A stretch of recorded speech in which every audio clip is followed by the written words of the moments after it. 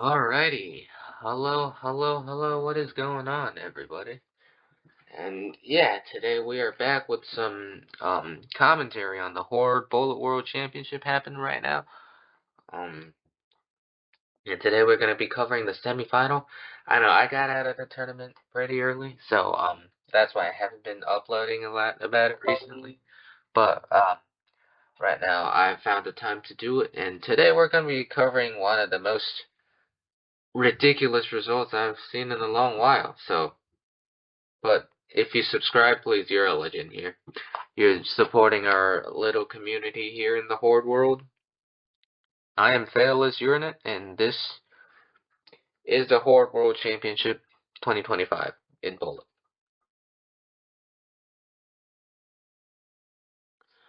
Alrighty, we have Matvey against Cinnamon here.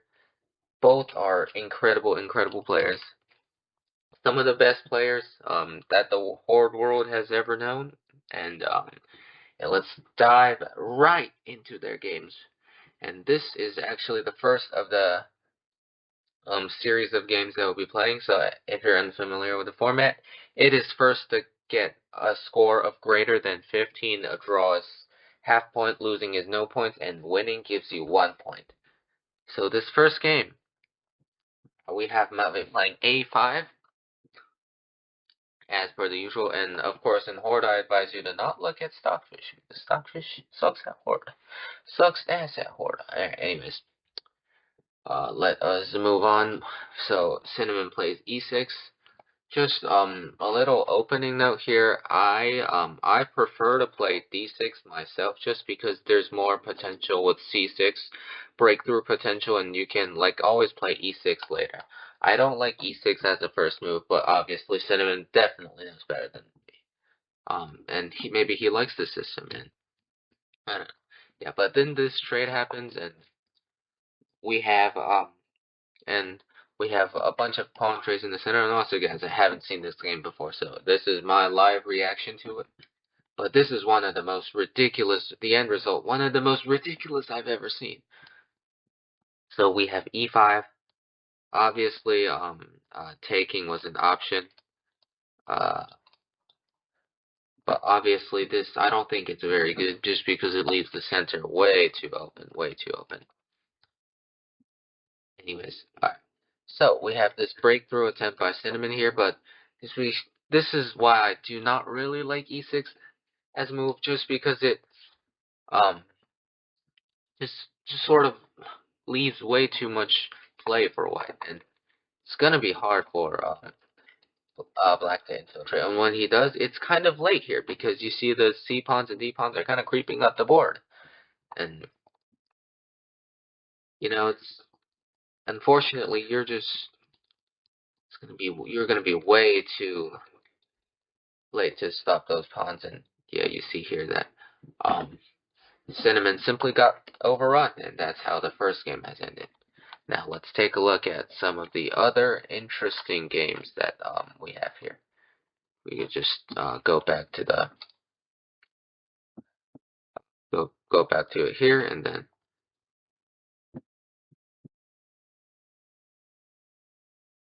not the absolutely ridiculous player. Um, yeah, I don't think I've ever won one legitimate game against him. Maybe one where I used a cheesy rook shuffle, but that is about it. Cinnamon 73. Let's search it up. Let's check out one of them, what looks like an interesting game. Alright, but as I know, we're kind of heading into like summer territory here, and things are, I know, heating up across the world. I know all of y'all in Europe that it's ridiculous over there. About 100 degrees or so, I've heard. 110 in some places. Europe's usually one of those cooler places. But I hope you guys are doing well, having amazing days. Alright, let's see this one where appears to be a pretty clean infiltration. Alright, so This is going to be a staple about how you can infiltrate as black.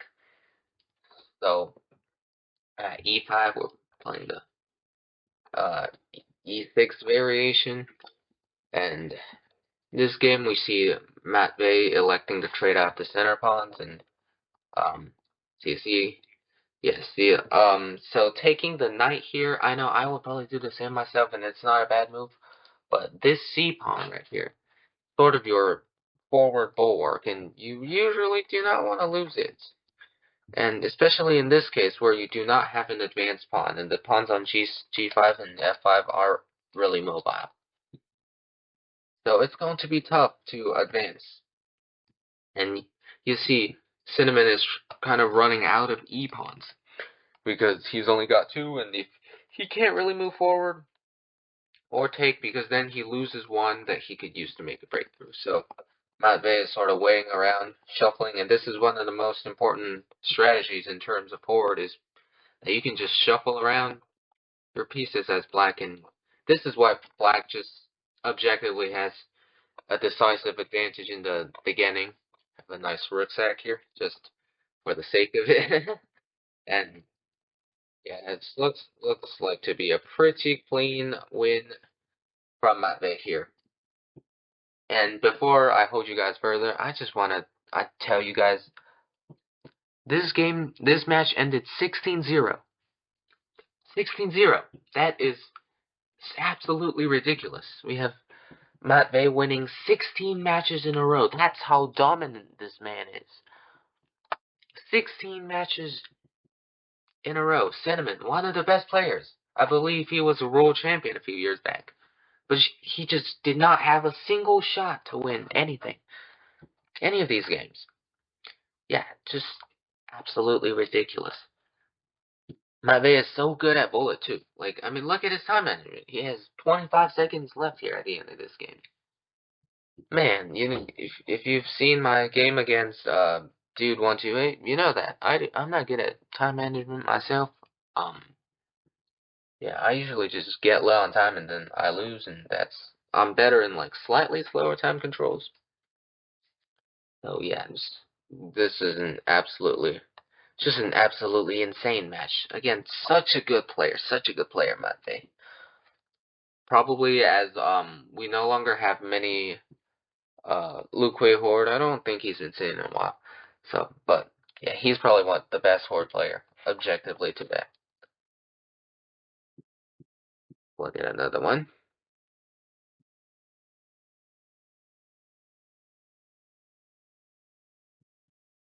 Another one where Matvey plays as white here, and just trying to show you guys a quality game.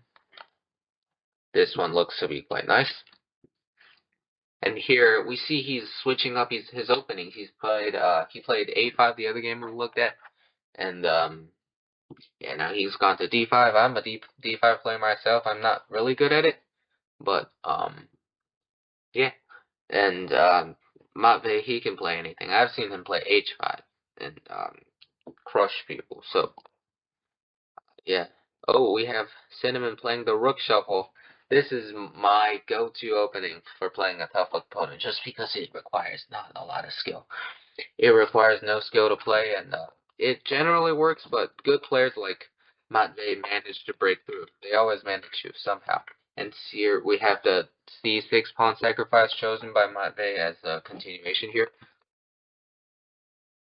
Oh, and we have the pawns just ever so slightly creeping up the board, taking up more and more space, but usually I think this is fine for black. I think black should win in these sorts of positions more often than not. But so yeah, curious to see how Matvey won this game. But you see, there's not a lot of mobility from the black position. You have bishop sacrifice from Cinnamon, and look at that, rook a5. So the reason this rook cannot move is because of the pawn that can immediately move forward. So the rook is basically stuck there on a3, and allowing a4 is not a good look. It might might well be the best move, but it's not the best look. So usually you do not really want your you don't basically you never want to lose your patience with the rook shuffle. You always just sit there, sit tight. I know it looks scary, but most of the time it should be fine. See, I think uh he if Cinnamon holds still here, he should still be able to win, although it's looking ever so unlikely.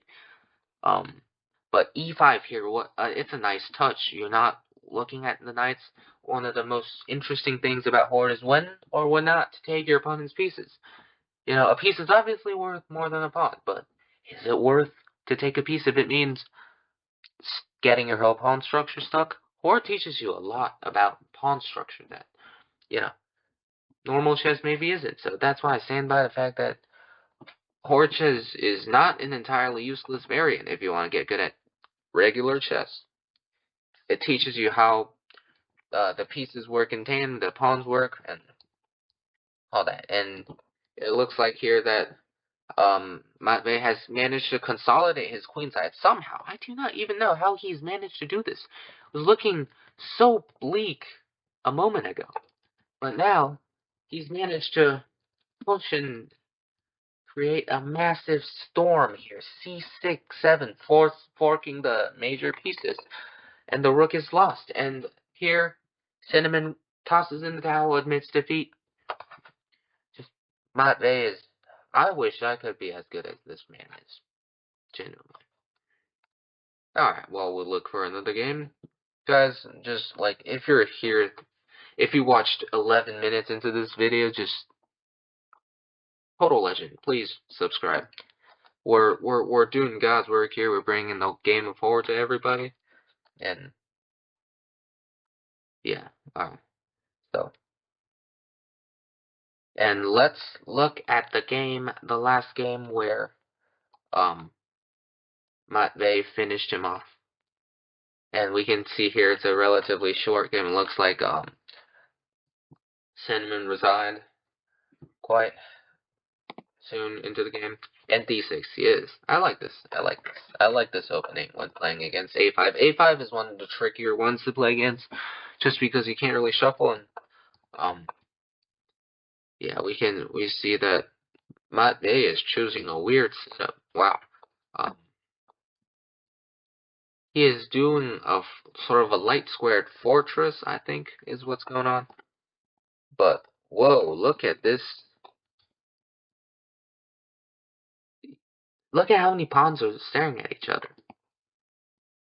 This is just it just like sort of shows that how complex Horde is. You have to calculate each capture very, very carefully. Okay, that one miscalculation. I do not think G6 here was that great. G6, I would not play. I would rather sit tight and go for something like A4. But you know, it just sort of gives the light squared fortress on a silver platter. And here, yeah, sort of like a meltdown at the end. I think Cinnamon kind of on tilt this game. I don't know why.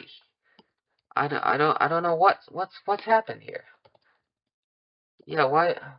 Yeah, to be fair, this position is completely losing for White. There's no doubt about it. But wow, what a dominant display by Matvey. I'm just lost for words at this 16-0 victory. But yes, guys, we're gonna end the video here. I might make another video about the second semifinal match, and I think the finals match is right around the corner. So be on the lookout for that video. I'll see you in the next one. Have a nice one.